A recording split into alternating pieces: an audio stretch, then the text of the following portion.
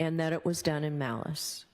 In comparison, involuntary manslaughter is an unintentional, unlawful killing caused by wanton or reckless conduct. These terms and the elements of the crimes will be explained to you in greater detail at the end of the case before you begin your deliberations. Now, at the outset, I would like to address the issue of public interest in this case and the duty of this court to adhere to the rule of law. John Adams said that we are a government of laws, not of men, and that the law must be deaf to the clamoring of the public.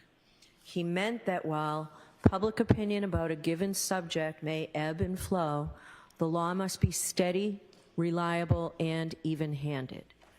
We know that in the subject of this case, there are people advocating for one outcome or another with intensity, but without the benefit of having heard or seen any evidence in this case at all.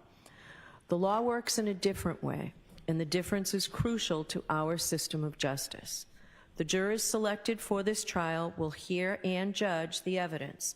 They will decide what the facts are, and where the evidence is contested, they will determine where the truth lies. Ultimately, the jury will decide whether the Commonwealth has carried its burden of proving that the defendant is guilty of any crime beyond a reasonable doubt. People outside of this building have rights, and we know that they have voices, but this criminal trial will be decided by an independent jury, free from outside interference, based only upon the evidence presented in this courtroom and the law. This is the only way to ensure that every person who comes before the court receives a fair trial. It is just that simple and that important. So, while public comment will likely continue, the rule of law will be upheld. Now, in order to determine your eligibility to serve on this case, I'm going to ask you questions as a group, and then I'm going to see each one of you at sidebar after you fill out a supplemental questionnaire. We have found that the use of this questionnaire is helpful for several reasons. First, there are some personal questions on it, and we ask that you be candid. In addition, the process of filling out the questionnaire provides the opportunity to be more reflective as you answer the questions, rather than being put on the spot and asked to give immediate answers. After you fill out the questionnaire, we will have you come up to sidebar one at a time so that we can follow up with you on your answers to the questionnaire and to my questions. I want to thank you in advance for your patience as we go through this process. As you may know, for the parties participate in the selection of the jury. Under our law, each of the parties has the right to exercise what we call juror challenges. This means that each party has the right to challenge a certain number of prospective jurors for any reason or no reason at all. And for now, that number is 16 challenges. Therefore, some of you may be excused during the impanelment procedure. If you are not selected for jury service on this case, you should not take it personally. Don't think that somehow you're not a fair person. It's not a reflection on you at all. You will be directed back to the jury room and perhaps be picked for another case. In a little while, I'll pose a number of questions to you as a group. You have taken an oath that requires you to truthfully answer these questions and all questions posed to you. If your answer is yes to any of the questions that I ask, I will ask you to raise your hand and hold up your juror card in the air with the numbers facing out so the court officer can read your number for the card. You don't need to take those cards out yet. We'll let you know when you need to take those cards out.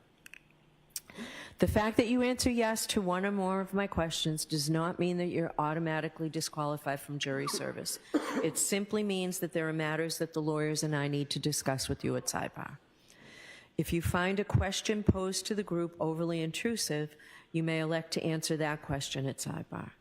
I may have additional questions for you which relate to issues that may be raised in the trial and are designed to give us information regarding your ability to serve as a fair and impartial juror in this case, and the lawyers are permitted to ask you questions for the same purpose. This is not a test. There is no right or wrong answer. We're simply looking for your best and most honest answer to the questions. So at this point, I'm going to ask the lawyers to introduce you to themselves, and I'm going to ask that the defense counsel introduce their client. Starting with the Commonwealth, please. Thank you, Your Honor. Good morning, ladies and gentlemen. My name is Hank Brennan. I have the privilege of representing the Commonwealth of Massachusetts. Along with me in this case, there are two other attorneys. I'd like to introduce both of them. My far right is attorney Laura McLaughlin. And beside me is attorney Adam Lally. Thank you. For the defendant, please. Good morning, ladies and gentlemen. Good morning, ladies and gentlemen. My name is Alan Jackson, and I have the honor and privilege of representing Ms. Karen Reed, who's standing to my right. Good morning, ladies and gentlemen of the jury. My name is Elizabeth Little, and I have the privilege of representing Ms. Reed as well. Morning, ladies and gentlemen. My name is Robert Alessi, and I also have the privilege of representing Ms. Reed. Good morning, ladies and gentlemen. My name is David Yannetti. I'm an attorney. I have offices in Boston and right here in Dedham. My pleasure to represent Karen Reed. Good morning, ladies and gentlemen of the jury. My name is Victoria George, and I also have the honor of representing Ms. Reed. Good morning, I'm Karen Reed. Thank you for being here. Good morning. All right. Thank you very much. So I'm going to read the witness list to you folks.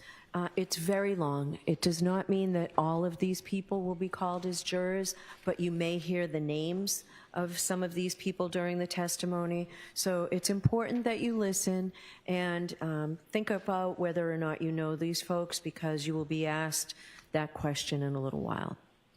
The list is alphabetical, but it's alphabetical by first name. Aidan Kearney from Jefferson, Massachusetts. Isaac Wolf, Dr. Isaac Wolf from South Miami, Florida. Alfred Lopalato from Canton. Allison McCabe, also from Canton. Andre Porto from the Massachusetts State Police Crime Lab. Andrew Klain, Bridgewater. Andrew Rentschler, PhD, from Pittsburgh, Pennsylvania. Angela Malvone from Canton. Annie Chung, also Canton. Anthony Flamati from the Canton Fire Department. Ashley Bell, Canton. Ashley Valaire, State Police Crime Lab. Brian Albert, Norton. Brian Albert Jr., Norwood. Brian Albert Jr., Boston. Brian Higgins, Sandwich. Brian Loughran, Canton. Brian Wanless, retired from the Canton Police Department. Bridget Meehan, keeper of the records from Canton. Caitlin Albert, Easton. Lieutenant Charles Ray of the Canton Police Department. The chief of the Canton Police Department, Helena Rafferty. Chris Van E., PhD, from Novi, Michigan. Christina Hanley, Mass State Police. Christopher Albert, Canton. Christopher Curran, Canton. Colleen Crawford from the Norfolk County District Attorney's Office. Colin Albert, Canton. Courtney Proctor, Canton. Kurt Roberts, Canton. Daniel Whitley, Canton Fire Department. Daniel Wolf, PhD, from Penns Park, Pennsylvania. Derek Ellington from Wake Forest, North Carolina. Dr. Marie Russell from Los Angeles. Dr. Elizabeth LaPosada from Providence, Rhode Island. Elizabeth Proctor from Canton. Eric Hanlon, Canton. Erin Beatty, Canton. Erin O'Keefe, West Bridgewater. Francis Walsh, Canton Fire Department. Garrett Wing, Green Cove Springs, Florida. Gary Fowler from Brockton. George Woodbury, Canton Fire Department. Gretchen Voss from Boston. Hannah Knowles, the State Police Crime Lab. Heather Maxon, Walpole. Arabito Hernandez from the Boston Police Department. Holly Price, Mountain View, California. Ian Whiffen, Vienna, Virginia. Dr. Scorty Bello from the Office of the Chief Medical Examiner in Boston. James Crosby, PhD, from Jacksonville, Florida. Jason Becker, Canton Fire Department. Jean DeMoulis, Canton, Mass. Jennifer McCabe, also Canton. Jessica Hyde from Bridgeport, New York. John O'Keefe Sr. from Braintree. Judson Welcher, PhD, from a company called Aperture, LLC. Julie Albert, Canton. Julie Nagel, Canton. Justin Rice, Dr. Justin Rice from South Weymouth. Two juveniles, one whose initials are KF and the other whose initials are PF, and they're both from Canton. Caitlin Boudreau from Raynham. Karina Kolakithas from Canton. Katie Camerano, Canton. Katie McLaughlin, Canton Fire Department. keeper of the records for Ring from Hawthorne, California, Kerry Roberts Canton, Curran Canton, Kevin Albert Canton, Kevin O'Hara from Mass State Police, Lance Mello, Mass State Police Crime Lab, Laura Sullivan from Pembroke, Laurie Cahill from Worcester, Leslie Pearlstein from Canton, Lieutenant Michael Lank from the Canton Police Department, Louis Jutras from Canton, Lieutenant Brian Tully, Mass State Police, Lieutenant John Fanning, Mass State Police, Lieutenant Paul Gallagher, Canton Police Department, Maggie Gaffney from Bonita Springs, Florida, Mark Lopalato from Canton, Margaret O'Keefe, Canton, Marietta Sullivan from Pembroke, Mary Souza from Dighton, Mass, Matthew Amory from Canton, Matthew DeSogra from Charlotte, North Carolina, Matthew Erickson, Grosse Pointe Farms, Michigan, Matthew Kelly, Canton Fire Department, Matthew Kelch from the FBI, Matthew McCabe, Canton, Maureen Harnett, the Mass State Police Crime Lab, Megan Mariani from New York, New York, Michael Camerano from Canton, Mass, Michael Easter, Los Angeles, Michael Trotter from the Canton Public Works Department, Michael Wagner from Foxborough, Mike Maroli from Bridgewater, Mike Rushworth from Thompson Station, Tennessee, Natalie Wyweek Berschneider from San Marino, California, Nathan Reed from Raynham, Mass, Nicholas Bradford from Lorton, Virginia, Nicholas Curran from West Roxbury, Nicholas Kolakithas from Canton, Nicole Albert from Norwood, Norfolk County District Attorney Michael Morrissey, Officer Kelly Deaver, Boston Police Department, Officer Nicholas Barrows from the Dighton Police Department, Patrick Haggerty from Somerset,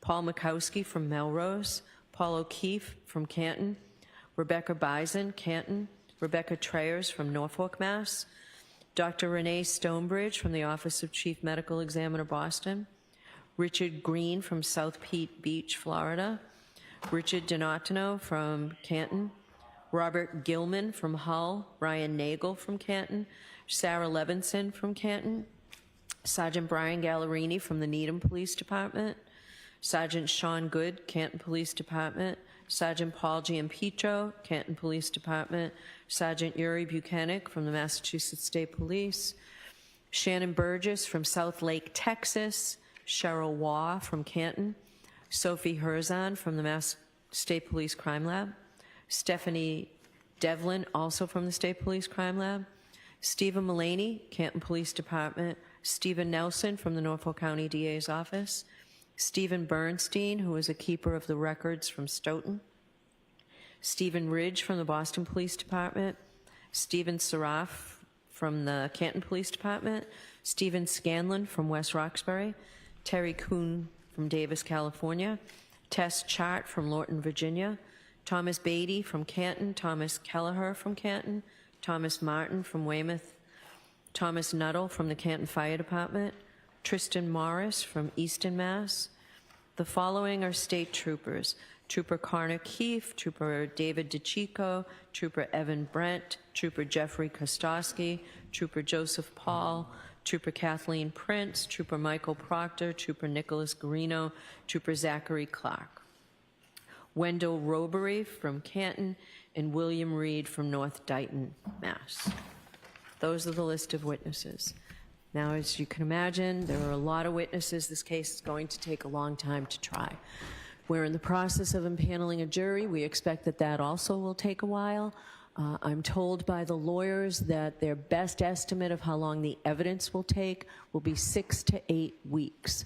We can't tell you exactly when the case will start. We can give you an idea, and we will keep you posted as the impanelment process goes on as to when the case will start. But 6 to 8 weeks, and it will go from 9 o'clock in the morning until 4 o'clock in the afternoon. There'll be a few days in there that we won't be in session, and there'll be a few more half days that will just go morning. So we realize it's a long time, and we realize it's a lot to ask of you folks. But that will be the schedule. The daily schedule will be, we'll start at 9 in the morning. We'll take a 15 or 20-minute recess around 11 o'clock. We'll break for lunch at 1 o'clock, and lunch will be brought into you every day. We usually would like to think about having abbreviated lunches where jurors are having their lunch in the courtroom so that we can get as much testimony in a day as possible, so that hopefully it will be shorter than the 8 weeks. That's our intent at this time, and that's the best estimate. It's a good faith estimate.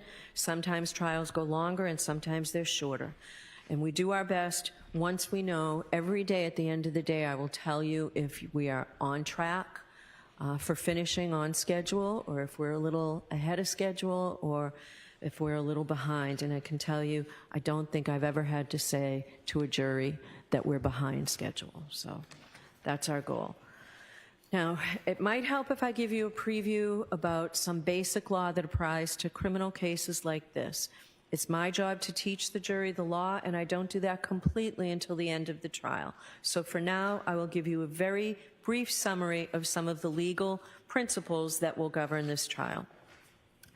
First, and most basically, the defendant starts this trial presumed to be innocent.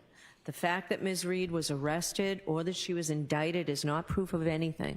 An indictment is simply a piece of paper. It just makes an accusation. An indictment is merely a formal manner of accusing a person of a crime in order to bring her to trial in the superior court. But it is only the jury, in other words, you folks, who can decide whether the prosecution has proved its case beyond a reasonable doubt. If the Commonwealth does not do that, then the presumption of innocence requires you to find the defendant not guilty. The law does not require a defendant to prove her innocence, to produce any evidence whatsoever, or to do anything other than attend the trial. Defendant has every right to just sit in that chair and say, you accuse me, now you prove it, and prove it beyond a reasonable doubt and to a moral certainty. The presumption of innocence remains with the defendant until you, the jury, make your determination after listening and considering all the evidence. Another important principle of law is that the defendant has an absolute right not to testify, and I just talked a little bit about that. And that's because the entire burden of proof in this case is on the Commonwealth to prove she's guilty. A defendant's decision whether or not to testify has nothing to do with the question of whether she is guilty or not guilty. The jury must not consider it in any way or even discuss it in their deliberations. Jurors in a criminal case must determine whether the Commonwealth has proved its case against the defendant beyond a reasonable doubt based solely on the testimony of the witnesses and the exhibits. That brings me to the requirement of proof beyond a reasonable doubt. What is proof beyond a reasonable doubt? The term is often used and probably pretty well understood, though it is not easily defined. Proof beyond a reasonable doubt does not mean proof beyond all possible doubt. For everything in the lives of human beings is open to some possible or imaginary doubt. A charge is proved beyond a reasonable doubt if, after you have compared and considered all of the evidence, you have in your minds an abiding conviction to a moral certainty that the charge is true. When we refer to moral certainty, we mean the highest degree of certainty possible in matters relating to human affairs, based solely on the evidence that has been put before you in this case. I have told you that every person is presumed to be innocent unless and until he or she is proved guilty, and that the burden of proof is on the Commonwealth. If you evaluate all the evidence and you still have a reasonable doubt remaining, the defendant is entitled to the benefit of that doubt and must be acquitted. It is not enough for the Commonwealth to establish a probability, even a strong probability, that the defendant is more likely to be guilty than not guilty. That is not enough. Instead, the evidence must convince you of the defendant's guilt to a reasonable and moral certainty, a certainty that convinces your understanding and satisfies your reason and judgment as jurors who are sworn to act conscientiously on the evidence. This is what we mean by proof beyond a reasonable doubt. Our system of justice depends on judges like me and jurors like you being able and willing to make careful and fair decisions. All people deserve fair and equal treatment in our system of justice. regardless of their race, national origin, religion, age, ability, gender, sexual orientation, education, income level, or any other personal characteristic. You have agreed to be fair, and I am sure that you want to be fair, but that is not always easy. One difficulty comes from our own built-in expectations and assumptions. They exist even if we're not aware of them, and even if we believe we do not have them. Some of you may have heard this called implicit bias, and that is what I'm talking about. Now, of course, we judges have the same problem as everyone else, so let me share a few strategies that we have found useful. First, slow down. Do not rush to a decision. Hasty decisions are more likely to reflect stereotypes or hidden biases. Second, keep an open mind. Avoid drawing conclusions until the end of the case when you and your fellow jurors deliberate. Remember that when you deliberate, you will have all the evidence and all the time you need to make a careful decision. So there truly is no need to start making your mind up before then.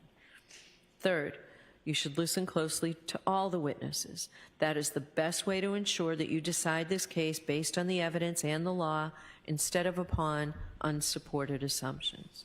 Fourth, as you listen to the testimony about the people involved in this case, consider them as individuals rather than as members of a particular group.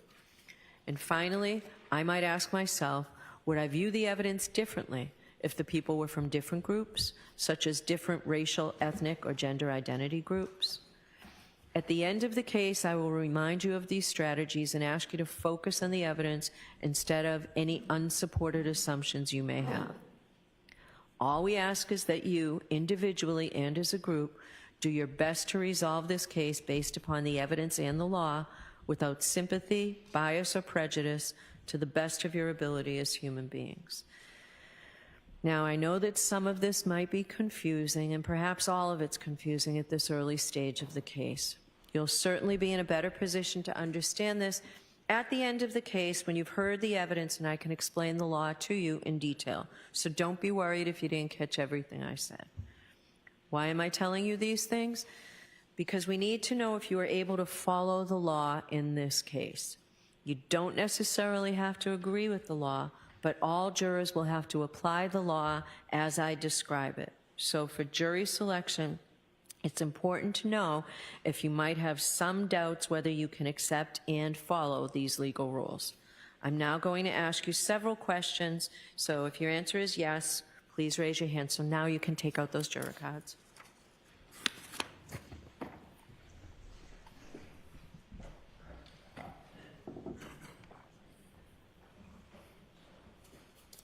But before we begin, I understand that sometimes jurors do not fill out their juror questionnaires completely, that sometimes we're in a rush to send them in, or we don't think that our situation applies to the question that's being asked.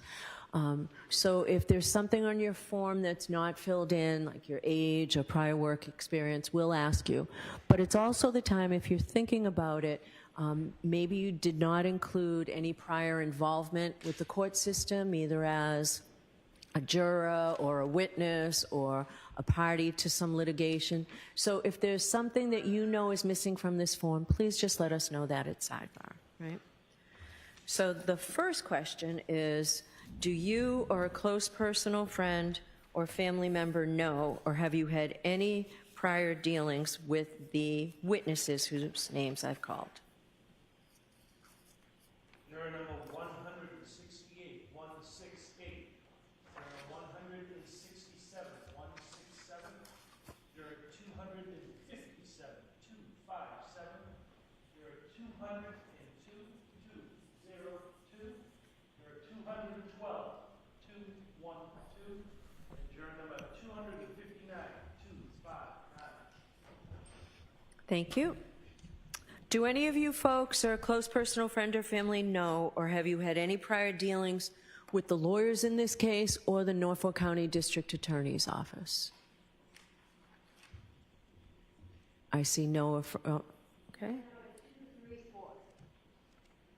number 200, 200. Okay. Thank you. Do any of you folks or a close personal friend or family member have any financial or other personal interest whatsoever in this case or its outcome? I see no affirmative responses. Could you raise your hand, please, if you have seen, heard, or talked about this case? Juror number 246, 246. Juror number 168, 168. Juror 182, 182. Juror number 262, 262.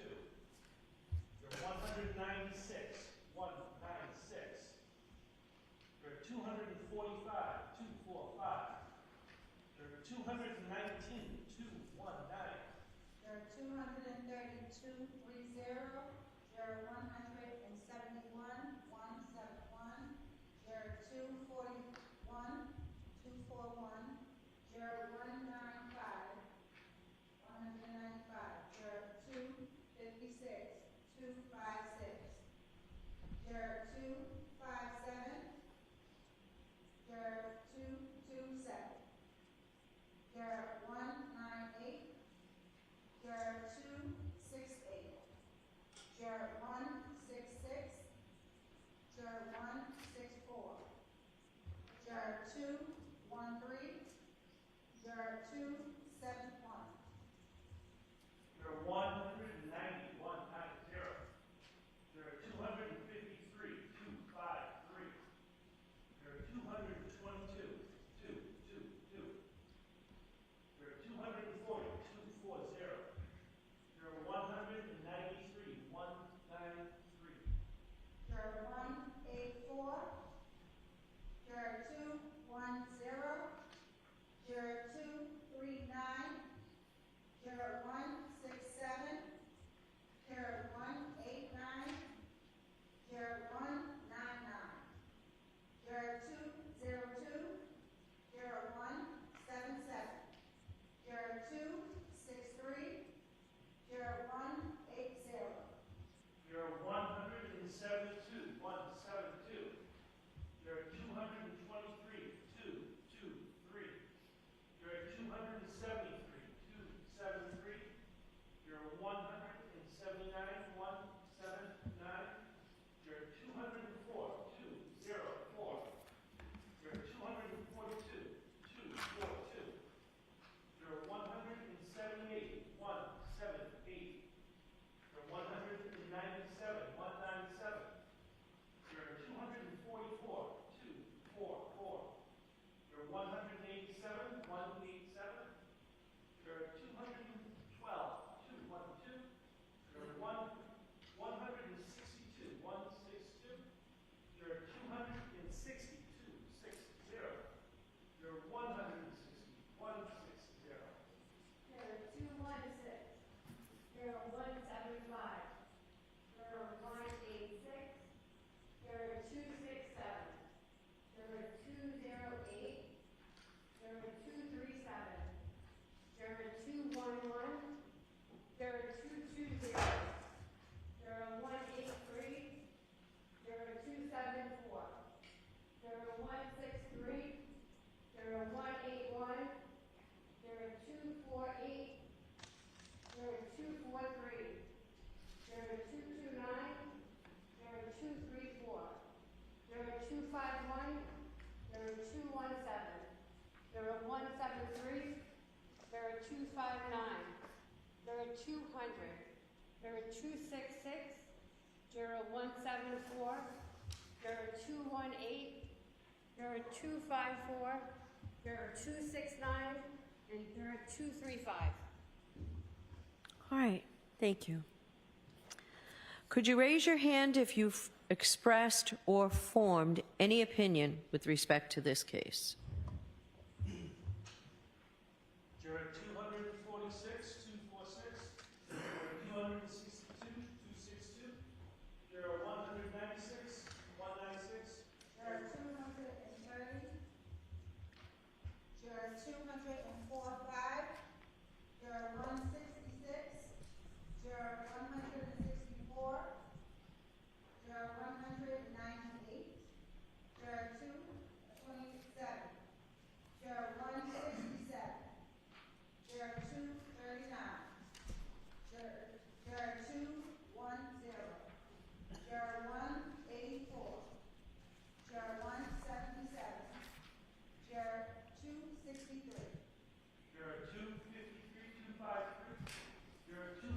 223, 223.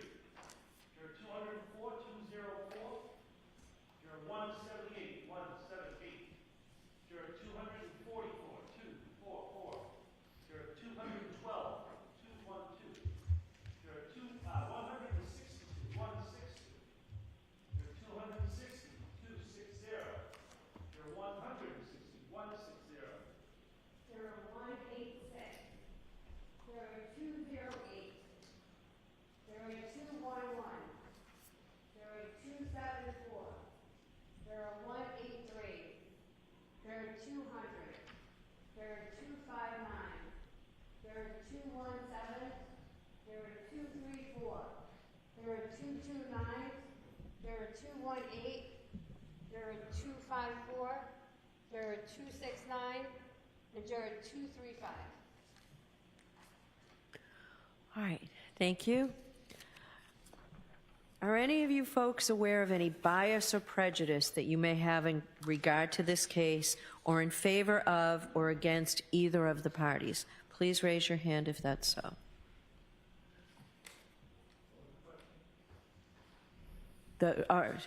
Are any of you aware of any bias or prejudice that you may have in regard to this case or in favor of or against either of the parties? Juror 232. Juror 200, 2202. Juror 160, 160. 260, 260. Juror 223, 223. Juror 204, 204. 178, 178. Juror 208. Juror 229. Juror 217. Juror 259. Juror 218.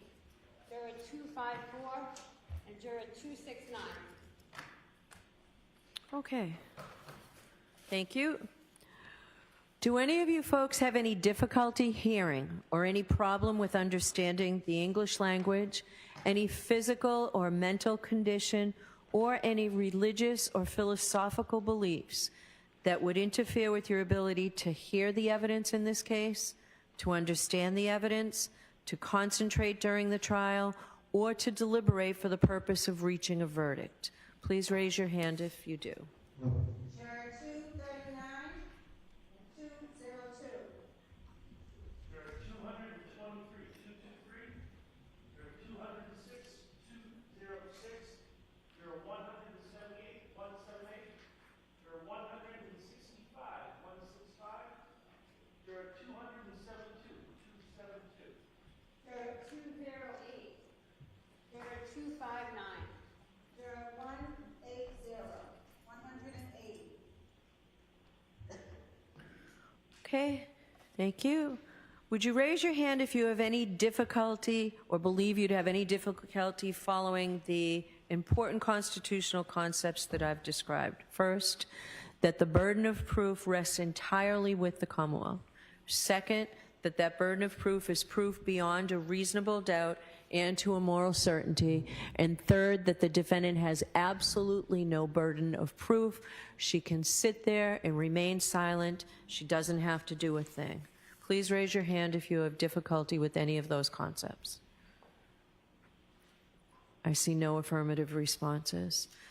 I can tell you folks that I talk to jurors after every trial, and they always tell me that they have found their jury experience to be not only an interesting one, but many jurors tell me that their jury experience was a very rewarding one for them.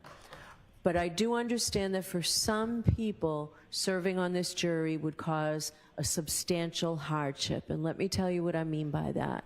A substantial hardship means that there's something that's personal to you, such that you would not be able to serve as a juror, and it means that a person sitting next to you or another juror would have to take your place.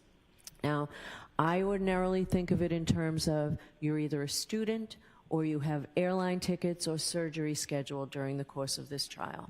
But I will hear from anyone who believes that they have a substantial hardship in this case. If you think that that's you, please raise your hand. Juror 246, 246. Juror 162,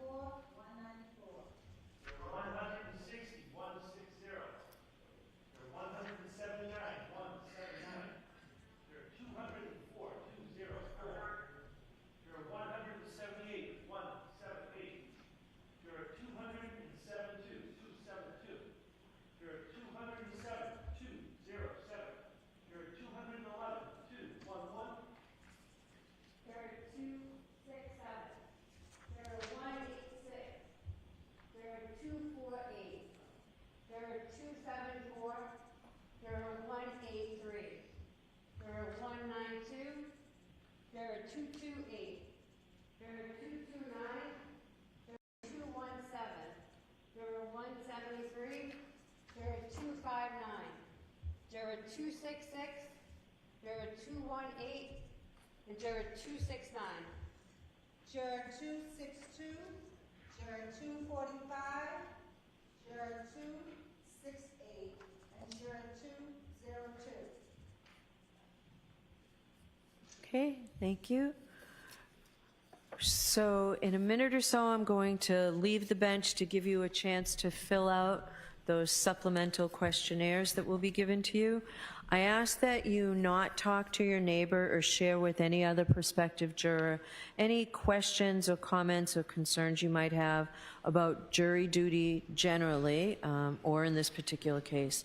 If you have any questions or concerns, you can bring it to my attention at sidebar. So we'll recess, and the court reporter will recess, and we'll start up again as soon as we can. All rise for the court, please. Jimmy.